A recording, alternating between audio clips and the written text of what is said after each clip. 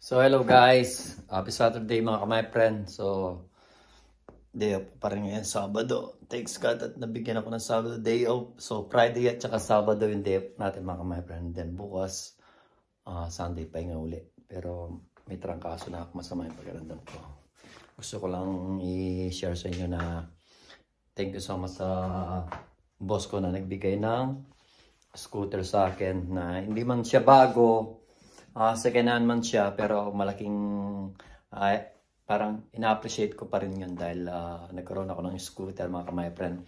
At thank you so much kay Brad Cristiano Ales. Paki-subscribe niyo po siya mga my friend sa pag-repair ng o paggawa ng yung scooter natin mga my friend. So try natin sa labas gamitin mga my friend kung okay ba siya. Pero usual sabi ni my friend ni Brad Christian na kailangan niya makumpleto yung mga tornilyo kasi kulang siya ng screw mga kamay, 6 yata o 3 ang screw.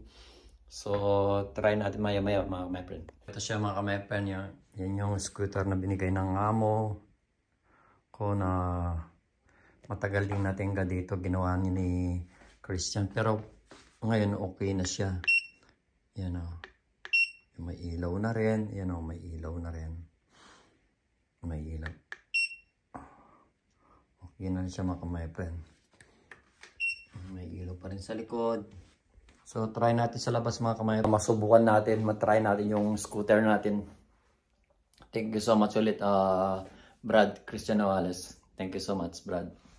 So matry. Si Vanessa pa labas na ng 4:30, lalabas na rin siya sa Coffee Fellows. At wait na lang natin siya sa bahay. Pero try muna natin sa labas yung scooter natin mga my friend. Kung pwede ba siya o kailangan pa siyang i-repair ulit. Pero sabi ni Brad Christian naman na kailangan yung makina. Layayin ba? Para kasi may umiigpit siya. So try. Ilaw naman siya mga kamay. So guys, pauwi na si Vanessa. Katatawag lang. Parang hindi natin matatry yung natin mga kamay friend. Yung scooter natin.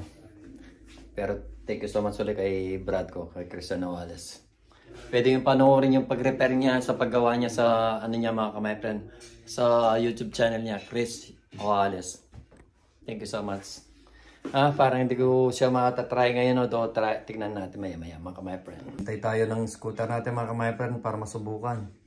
Hindi man masyadong nagamit ng amo ko to Ayan mga kamay friend kulang siya ng 3 tornilyo, kaya sabi ni Brad Crisales na bili pa ng 3 dito at saka 3 bali 6 pang medyo hindi pa siya masyadong mga kamay friend. Yung problema kasi yung dito niya mga kamay friend, umigpit siya. So sabi ni Brad na yun muna liliyain daw sa loob para lumuwag yung niya, para gumanda yung ikot niya mga kamay friend. Sayang, pauwi na si Vanessa. Kailangan kong intay yung asawa ko at ipag-init ng pagkain niya mga my friend. So, mga my friend, parating na si Vanessa. Hindi na natin matatry ito. Sayang pa naman mga my friend, no? Pero thank you so much kay kompleto pa siya mga my friend. Thank you so much kay Brad Cristiano. Actually, pwede naman siya Ito magagamit na kaso nga lang. Dito lang. Pero baka mamaya daw bukas. Dito siya makakamit. Sana. Ganda lang. Wala kasi akong alam sa mga ganito. Si Brad Cristiano ang gumawa nito. Kompleto siya. Diba? Masipag kasi si Cristiano, si Brad ko na gumawa-gawa ba. Ako naman minsan wala akong time gumawa. Dahil nga pagod na sa trabaho mga my friend. Ayun. Alas 4:37 na on the way na si Vanessa. Hintayin ko lang siya. And then mag-iinit na ako ng mga pagkain pagkain kasi kumain na ako kanina mga my friend. So siya lang kakain lang siya, magpapapak lang. Hindi naman kumakain ng rice si Vanessa pag ganitong oras na daw. Pag siguro, pag gabi na hindi na talaga. Pero pag ganito, kumain rin din siya ng konti. Dadalik pa naman sana yung ganito kong stand ko para makapag ano na doon, mga friend. Makapag ano na rin, makapag vlog man at makipagkita din yung view doon kung saan yung mga picking strawberry daddy, mga friend. Sayang, di bale may time pa naman mamaya or bukas mga friend. Magba-vlog tayo na subukan natin yung scooter natin. Thank you so much ulit sa amo ko at saka kay Chris Wallace. Medyo hindi masyadong malamig na yun dito sa Germany mga friend. Kasi ilang araw yung ulan and then ngayon hindi masyadong malamig. Pero ewan natin sa ibang araw baka minsan magbe-winter na. Usually winter ngayon, minsan mag-snow or lalamig yung lalamig yung panahon. Thanks God at Biyernes, Sabado, Linggo, 3 days akong pahinga sa bahay. Walang pasok, day off. Walang pasok sa Starbucks. Pero sa Monday, trabaho ulit. Hindi ko na baka bukas tawagan ko si Mama Nene. Namimiss ko na rin si Mama Nene. Kausap dati pag gabi nandito mga 10 or 11, tumatawag siya. Sometimes 9 o'clock tumatawag na si Mama Nene. Minsan naman siguro maaga siya natutulog. Minsan naman pag hindi siya nakatulog, tumatawag siya sa amin mga friend. So andito na yung asawa ko mga friend. Bubuksan ko na. Ayun mga friend. Ayun yung asawa ko mga friend. No? Mag-hi ka naman, Ben. Hello. Hi, Ben. Hello. Hi. Ito yung asawa ko. Namo, para siya mo eh. Ikikis to. Ay. Labas din. Sinama mo ka. Ito yung asawa ko. Pagkikilala ko siya. Dito ka nga. Ano pa kakilala pa? Hindi nila ako kilala? Ito yung asawa ko. Ito yung asawa ko. Aray, sakit ng So, masakit pa yung tuhod niya. So, mag-ano muna ako mga kamatan. Pag-iinit ko muna ng pagkain yung asawa ko. Mag-iro ka muna ba? Kausapin mo na. Mag-iinit ako. Sorry lang, babe. Pagod ako eh. Kausapin mo lang sa mga. Nakauwi ko lang eh. Galing ako ng work. Opening ako today. Kaya maaga akong umuwi. Next Saturday, opening ako ulit. At maganda naman kasi pag Saturday opening sa Baget Kamo. Maaga kang umuwi. Para maaga siya makapagpahinga. Maaga kang makapagpahinga. Maaga siya makapagpahinga. Pero kasi ako, ba't sinusundan ka ng camera? Pero ako kasi, every Saturday, usually palagi akong although late shift ba yun? Okay. Late shift sa Starbucks siya naman. Pangumaga sa Coffee Pelos. Starbucks, Coffee Pelos. Starbucks, Coffee Pelos. Pero okay lang yan. Ano lang yan? Yung mga trabaho lang. Ang importante, may trabaho mga my friend. So wait lang natin mainit yung ano mo. May lang. Oo. Hindi. Masakit pa nga yung tuhod ni Vanessa kasi ewan ko ba't yung na-opera niya dito sa kaliwa. Ngayon sumasakit din. Siyempre yung pag-ano. Pero ako naman, sumasakit na rin. Siyempre dalawang pa ako na rin yung na-injure mga my friend. Tsaka hindi na tayo yung bata. Tumatanda na rin tayo mga my friend. So hanggang dito muna mga my friend. Pakakainin muna natin yung ito yung asawa. Kakain muna siya. Nanonood kami. Pag nanonood kami, sabay kami nanonood na kami. Pero mamaya kasi lalabas kami. Yeah? Bibili kami ng tubig siguro. O ako na lang. Hindi na lalabas. Sama ka? Ay.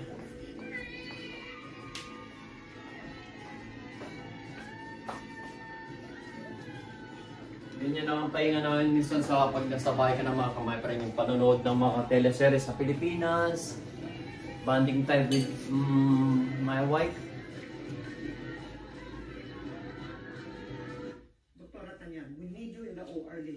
So alam niyo na pag naririnig lalo sa Pilipinas kung ano yung pinapanood ni Bani namin. Pero Dok, emergency po talaga. Tumawag po sa akin si Mami, kailangan ko po siya tulungan eh. Hindi ba umalis ka na kahapon? Pinuntahan mo na siya? Ano pumunta mo na naman ngayon? Pero Dok, hindi kami nakapagkita. No, Junica, so you stay put. So time-lapse muna tayo mga my friend. Ako kanina sa trabaho ni Vanessa mga my friend. Sa Coffee Fellows. Sobrang daming tao. Oo. Sa bagay kahit saan marami tao, kahit sa Starbucks maraming tao. Ang magkagandahan ng kila Vanessa, malakas yung trigger nila do yung tip. Tinatawag nilang tip.